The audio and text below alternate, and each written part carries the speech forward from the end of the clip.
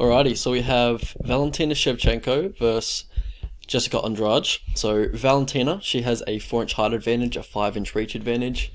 Pretty standard for Andrade. She usually gives up those type of measurements in both those categories, so nothing new to her. But yeah. Alright, so we'll break down the striking of these two. So for Shevchenko, she is a southpaw. She's predominantly a counter striker. She's very quick. Nothing is telegraphed. She doesn't overextend on anything. She's very tight with all of her technique. It's all very fundamental. Andrade, she likes to come forward, pretty much bring that constant forward pressure. Doesn't like taking the back foot. She likes to close the distance, look for a big left hook, a big right hook. She's mostly, looking to close the distance so she can cancel out that reach advantage and start throwing her hooks in the pocket. She reminds me of a female version of John Lineker. So, both like to close the distance, throw hooks in the pocket, don't discriminate to the body or the head. And I think strikers, or like high-level strikers like Shevchenko and Weili Zhang, Joanna, Rose,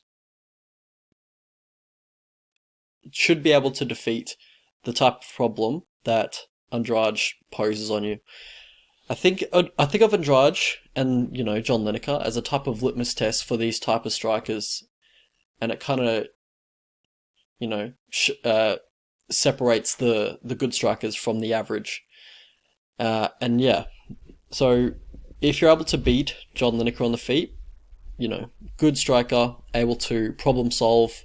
So we saw that with Corey Sandhagen, TJ Dillashaw, a bunch of other guys for John Lineker, and then we saw Rose Namajunas, Joanna Jędrzejczyk really deal it to Jessica Andrade on the feet. But yeah, that's just my thoughts on the type of problem that Andrade poses and the type of striker and the type of level that's able to deal with her. And I think I'd put Shevchenko on that level, absolutely. Shevchenko looks to be a sniper with that straight left. Andrade can be a little reckless when closing distance, kind of rushes forward with her chin in the air when she's trying to get in the pocket. And she does keep her hands low at pretty much all times, or just doesn't have the best strike and defense in general. She looks to avoid strikes with head movement predominantly. It's not very efficient. And the way that she moves her head from side to side can get a little predictable, and a striker like Shevchenko could absolutely time something like a head kick, which she landed on Jessica Ai. She's very good at setting up the head kick with body kicks, and that's pretty much how she finished Jessica Ai in their fight. But yeah, she also has a nice spinning back kick to the body. Talk about Valentina.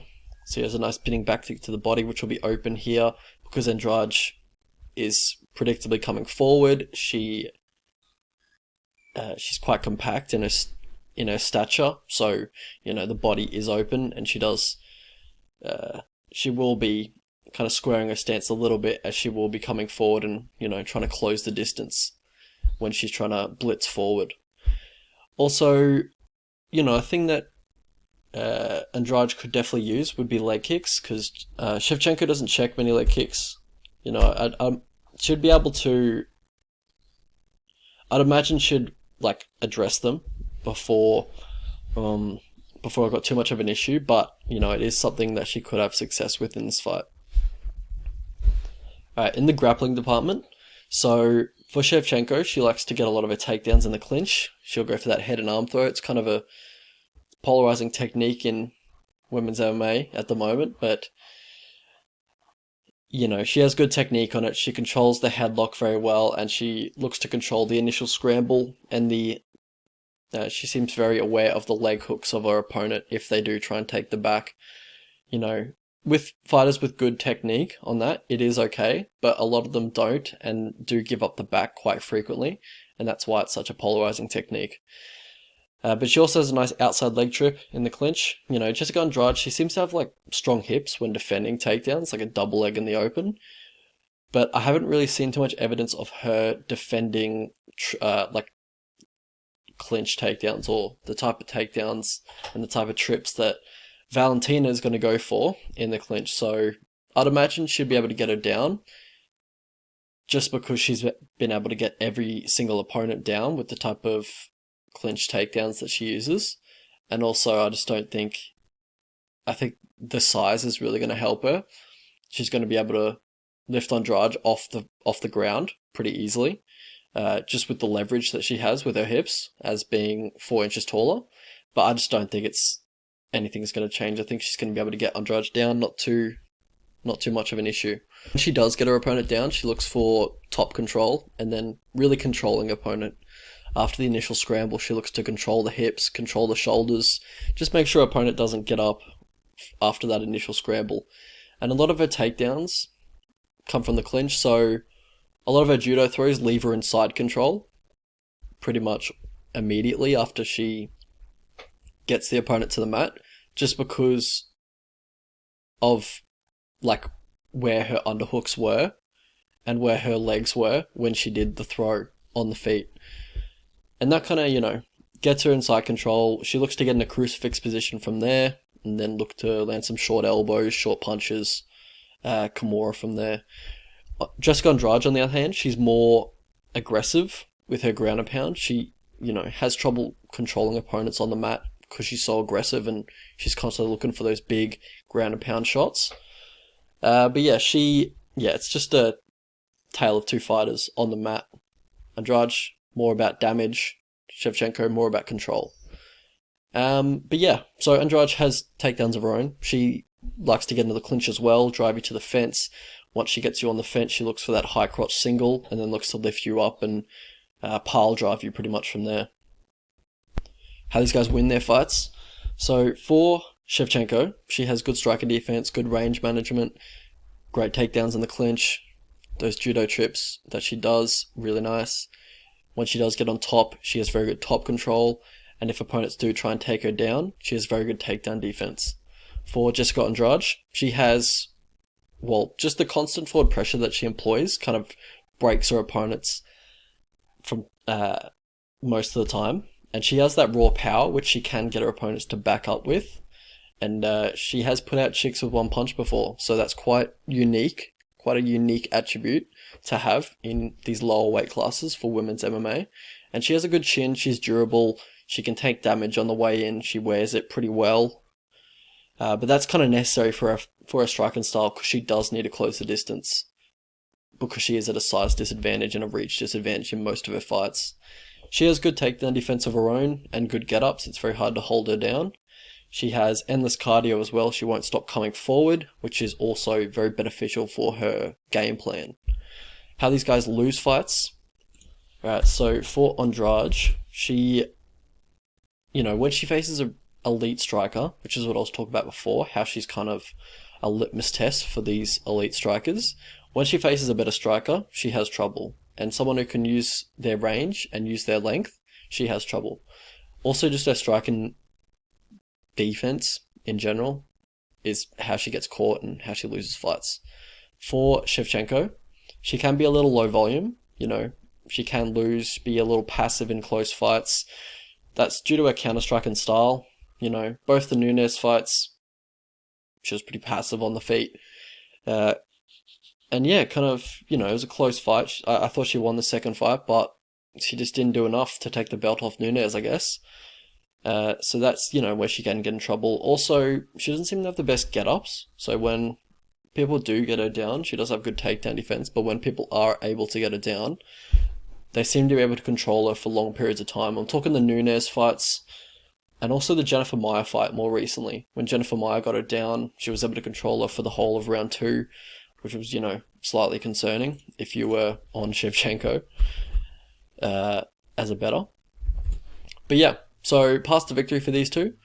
So for Jessica Andrade, obviously look to put the pressure on her left hook when she throws that counter straight left.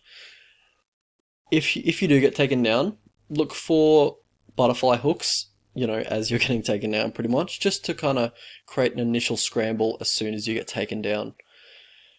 Or else you will be in side control and it will be quite difficult to get up under Valentina. But yeah, look to push her to the fence, get the double unders on her, work for your trip takedowns in the clinch yourself, and then look to get some top control. Yeah, look to obtain some top control. Don't get too aggressive with the ground and pound. Maybe do it at the end of the rounds, but most importantly, just the top control. For Valentina, just to relieve the pressure, look to clinch up quite frequently, land the knees to their body from there, but also look for your trips and then look for some top control if you can get her down. Straight knees when she's bum rushing, when she's closing distance as well, they're open. Spinning kicks will be open as she's going to be quite predictable with her movement. The head kicks are going to be open, just set them up with the body kicks. It's going to be a lot of your offense is going to be open in that southpaw versus orthodox stance as usual. Alright, so how I see this fight playing out. Alright, so, to beat Andrade, you need a good jab, you need to be able to cut angles, you need good footwork. Val, I think, has all those abilities. She doesn't necessarily utilize them in all of her fights due to her counter-heavy style and how she kind of plants her feet. But, she is good at sucking opponents into playing her game, which is why most of her fights do look the same, on the feet. Andrade is probably one of those opponents that could force Val into a fight that she isn't comfortable with. Fighting off the back foot, not a technical fight, more of an ugly scrap, more high volume than she would like. But when Andrade pressures, she isn't great at cutting off the cage, so Val will always have an opportunity to escape, to her left, to her right, what have you. For the most part though, I think Val will be countering the hittable Andrade with punches, spinning kicks, they're all open for her in this one. Andrade needs to close the distance to strike, but when she does get close, I think Val will be clinching her up, using her judo trips, getting some top control. I don't think Andrade will be able to get her down, honestly, or be able to hold her down. I think the initial scramble will be too much, but also Andrade doesn't have the best top control as it is, so yeah. I think ultimately Val's going to notch another title defense in her belt, but I don't think it's going to be comfortable, I don't think it's going to be easy, but I do think she will win at the end of the day. Alright, let's have a look at the lines. Alright, so with all that being said, I do favour Shevchenko to win around 75 to 80% of the time. So yeah, I think the line's about correct. Might be a little bit, too high on Shevchenko. Well, no, it's about correct, sorry. But yeah, I probably wouldn't play it at this line because you are, squeezing a fair bit of juice out of it. The decision line, I think it goes to decision more often than not. Shevchenko is not really someone who's going to search for the finish. But Andrade is someone who's going to put the pressure on her and probably get some more volume out of Shevchenko than usually would happen. The decision line also covers you against a finish from Andrade. But I do think it goes to decision quite, more than 50%. I think probably around 55 to 60% of the time it does go to decision. So yeah, I can't fault anyone for playing Andrade. Maybe at this price, maybe it is a little bit high. I probably wouldn't play her unless she was about $5. Then I'd consider her. Also can't really fault anyone parlaying Valentina, because she is very reliable. She is a reliable parlay piece, but I just think the line's a little bit juiced at the moment. But yeah, if you can get her $1.28, $1.30, I'd definitely put her in a parlay. $1.25, squeezing it a little bit fine.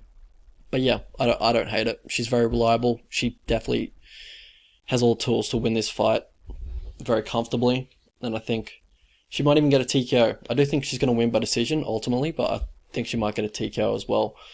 There's a good chance that she does get that more often in this fight than I would have predicted in her last few fights, just because Andrade is so aggressive and she's going to really force Valentina to unload a lot of her arsenal in this one. So yeah, should be an interesting fight.